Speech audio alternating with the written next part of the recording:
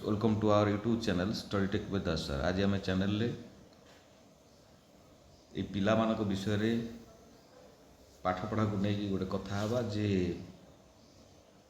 गोटे पेपर रे हमर बाहर बा गवर्नमेंट रो नोटिफिकेशन ऑलरेडी आसीजिवो बा आसी जाइथिवो पिला पढ़िवे स्टॉक मार्केट पाठ्यक्रम। भल कथा पिला स्टॉक मार्केट विषय रे जानिबे। ये गोटे स्वागत योग्य पदक्षेप। एथिरे आपणकर एनईपी 2020 सिलेबस अनुसार बीए बीकॉम स्टूडेंट को हम किंबा जो माने एमबीए करिथिबे ए पिला मन पे एरा पढ़िबे। ये गोटे स्वागत योग्य पदक्षेप निश्चित गवर्नमेंट रो। पिला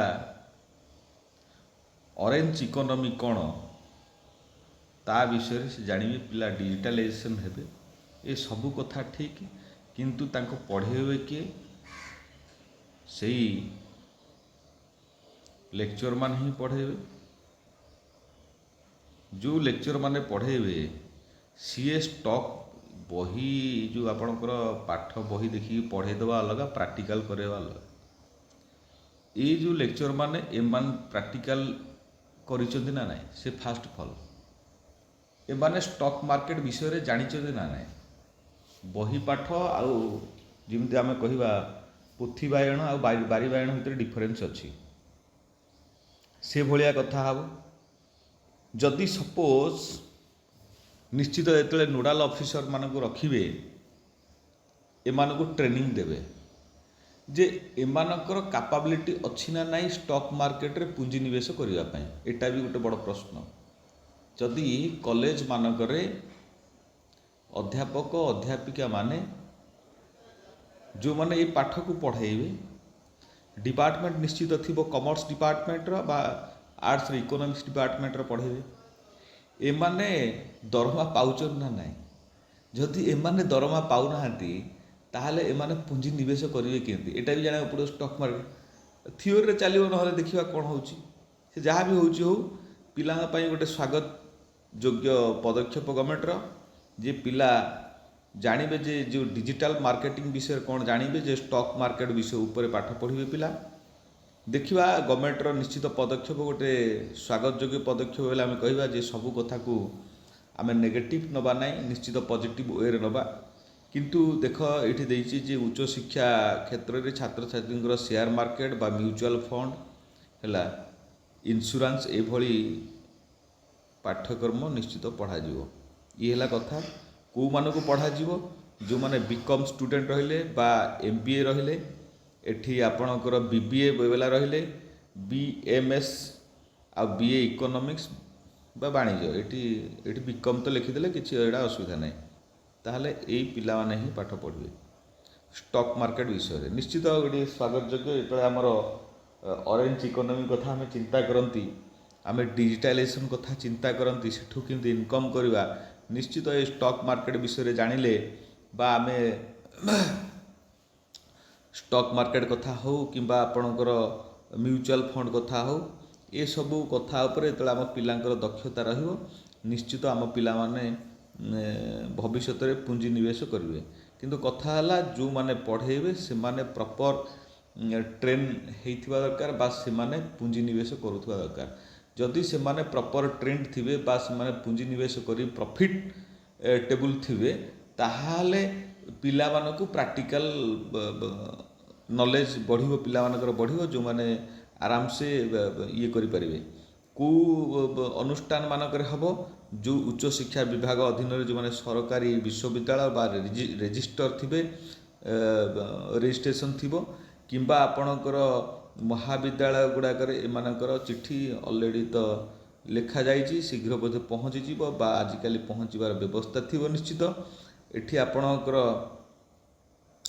ये जो आपणकर अच्छी NSEA संस्था जो आमर national stock exchange of India limited ये इटाकर दायित्व नहीं एठी दायित्व नहीं गुड़ाक देखिबा। ये हूँ आमर महाविद्यालय विश्वविद्यालय जातीय शिक्षा नीति 2020 अनुसार आपणकर पाठ्यक्रम पुस्तक एटा रहिबो। एठी आपणकर सर्टिफिकेट व्यवस्था थिबो। या अर्थ सर्टिफिकेट व्यवस्था तो अच्छी निश्चित पिला ତ ସମସ୍ତେ ଏଠି ପଢ଼ିବେ।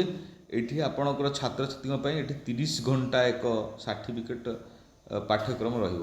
ୟା ଅର୍ଥ 30 ଘଣ୍ଟାର ଗୋଟେ କୋର୍ସ ଏଇଟା ରହିବ। ଏଇଟା ଆପଣଙ୍କର ଯେଉଁମାନେ ଏଇ ପାଠ ପଢ଼ୁଛନ୍ତି ତାଙ୍କ ପାଇଁ କମ୍ପଲସରି ରହିବ 30 ଘଣ୍ଟାର କୋର୍ସ। 30 ଘଣ୍ଟା ହେଲେ ଆପଣଙ୍କର ନେଇକି ଚାଲନ୍ତୁ, ଧରନ୍ତୁ 6 ଘଣ୍ଟା ନେଇକି ଚାଲ, 30 ଘଣ୍ଟା ମାନେ 30 ଦିନ ଧରନ୍ତୁ। ଗୋଟେ ଗୋଟେ କ୍ଲାସ୍ ଯଦି ଘଣ୍ଟିକିଆ ନେବା ତାହେଲେ 30 ଦିନ, କିମ୍ବା ଯଦି 45 ମିନିଟିଆ କ୍ଲାସ୍ ଯଦି ହେଉଛି ସେ 45 ମିନିଟ୍ ଅନୁସାରେ, ତାହେଲେ ଆପଣଙ୍କର 1.5 ମାସ ଭିତରେ ବା 40 ଦିନର କୋର୍ସ 40 ଦିନ ଭିତରେ ସରିବ। କାରଣ 8 ଘଣ୍ଟା ହେଲେ ଆମେ ଯଦି ଦିନ ହିସାବ କରିବା ତାହେଲେ ତ ଗୋଟେ ଦିନ 1.5 ଦିନ ହେଉଛି, ସେ କଥା ନାହିଁ। କିନ୍ତୁ କଥା ହେଲା ଯେ ବୋଧେ ଏଇଟା 40 ଦିନର କୋର୍ସ ଖଣ୍ଡେ ରହିବ।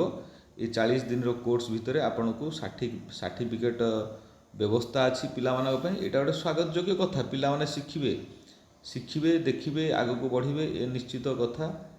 ଆର୍ଥିକ ପରିସ୍ଥିତି ଯାହାର ଅନାଟନ ଥିବ ସିଏ ସୁଦୃଢ଼ ହେବ, ଏସବୁ କଥା ଠିକ୍ ଅଛି। ଏଠି ଆପଣଙ୍କର ପରିଚାଳନା ପାଇଁ କେଉଁମାନେ ଦାୟିତ୍ୱରେ ରହିବେ এই କାର୍ଯ୍ୟକ୍ରମରେ?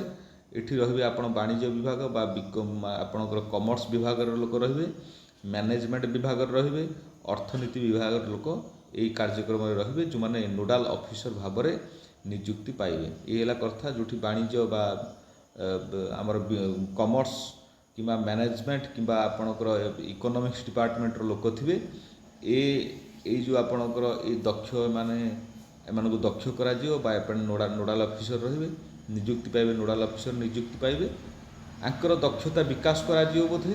ତାପରେ ଏମାନେ ଆସିକି ପାଠ ପୁସ୍ତକ ପଢ଼େଇବେ।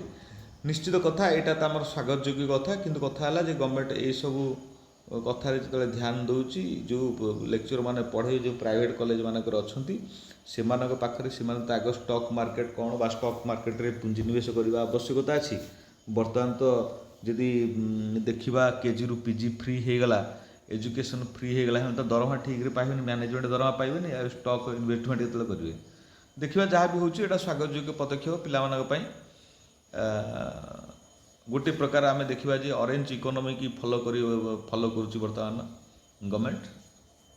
ଯାହା ବି ହେଉଛି ହଉ, ଆପଣମାନେ ଚ୍ୟାନେଲ୍ ସହିତ ଯୋଡ଼ି ହେଇକି ରହିଥାନ୍ତୁ। ଆମେ ନିଶ୍ଚିତ এই ଚ୍ୟାନେଲ୍ ମାଧ୍ୟମରେ ଯେଉଁ ଷ୍ଟୁଡେଣ୍ଟ ମାନେ ଯୋଡ଼ି ହେଇକି ରହିବେ, ଆମେ ଷ୍ଟକ୍ ମାର୍କେଟ ବିଷୟରେ ଡିସ୍କସନ୍ କରିବା, ବା କିଛି ଯେଉଁ ଇକୋନୋମିକ୍ସ ଛୁଆ ରହିବେ ବା କମର୍ସ ଛୁଆ ରହିବେ ତାଙ୍କର ସିଲାବସ୍ ୱାଇଜ୍ ଆମେ ନିଶ୍ଚିତ ଡିସ୍କସନ୍ କରିବା, ବା ତାଙ୍କର ମ୍ୟାଥମେଟିକ୍ସ ପେପର୍ ହେଲା, ଷ୍ଟାଟିଷ୍ଟିକ୍ସ ପେପର୍ ହେଲା, ଏଇସବୁ ପେପର୍ ଏଇ ଚ୍ୟାନେଲ୍ ମାଧ୍ୟମରେ ଡିସ୍କସନ୍ କରିବା।